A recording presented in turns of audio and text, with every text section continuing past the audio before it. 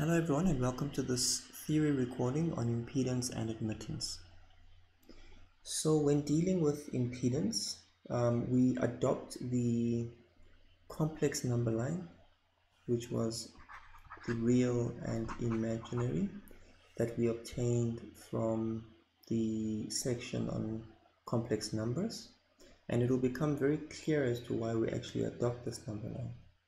So first, Z, which is known as the impedance, is given by R plus JX.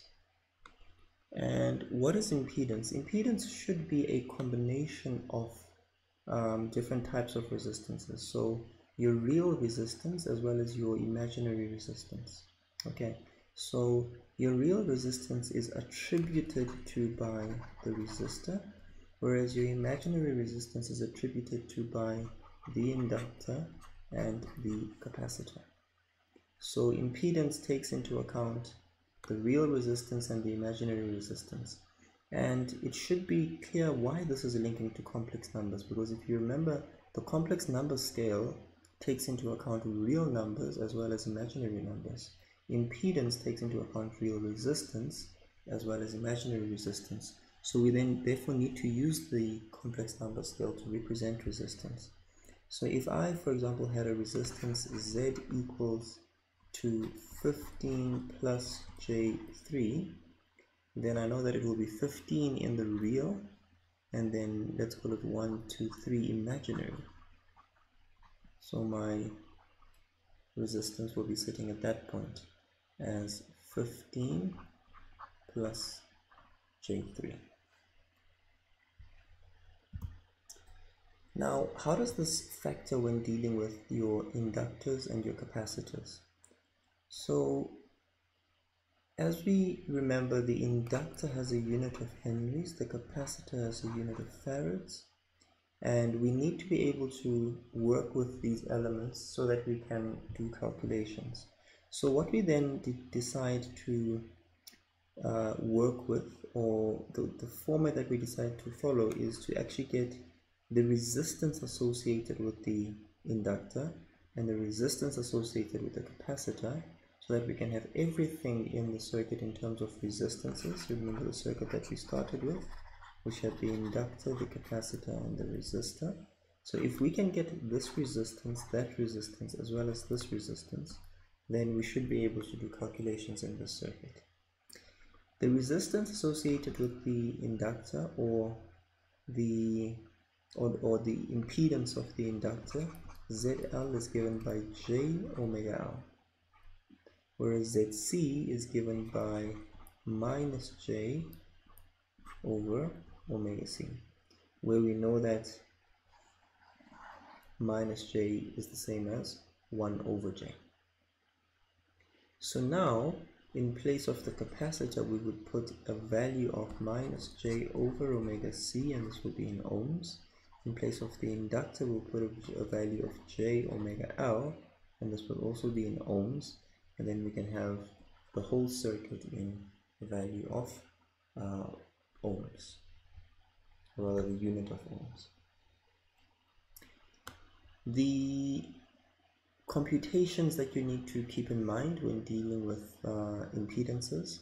So let's say you've got Z1 equal to X1 plus JY1, Z2 equal X2 plus JY2, and this is in rectangular form, and then the same signals just converted to polar form.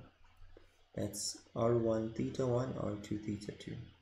If I add or subtract Z1 to Z2, that will give me X1 plus or minus X2 plus JY1 plus or minus Y2.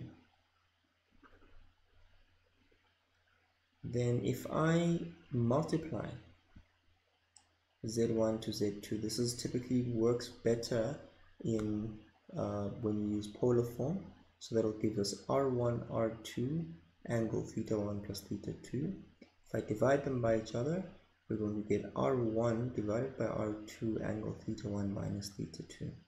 1 over Z1 will be 1 over R1 angle negative theta 1, so that's basically equal to 1 angle 0 over R1 theta 1 which then gives you 1 over r1, and then the angle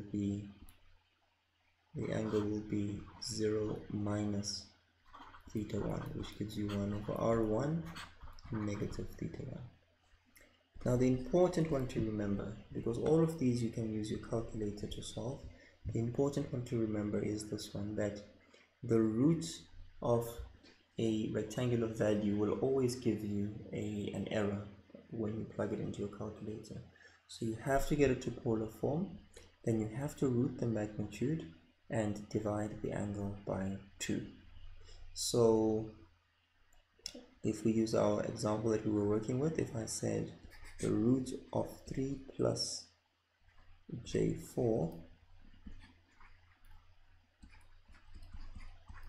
so we have to get this into polar form, so that will be the root of 5 angle 53.13. That will give us the root of 5 angle 53.13 divided by 2. Right, which will give us the following answer. That will be 2.23, and the angle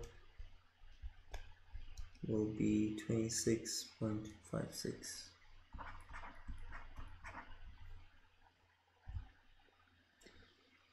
Alright, alongside with your impedances, you have to then understand your complex conjugates.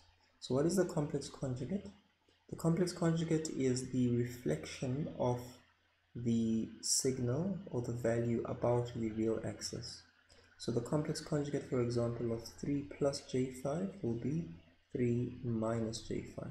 If we reflect about the real axis, the imaginary sign changes. The complex conjugate of minus 3 plus j5 will be minus 3 minus j5. This works in both polar as well as rectangular form. So in polar form, I can say the complex conjugate of 3 angle 30, and the conjugate sign is the sign, the star in the air. That's going to give us 3 angle negative 30 degrees.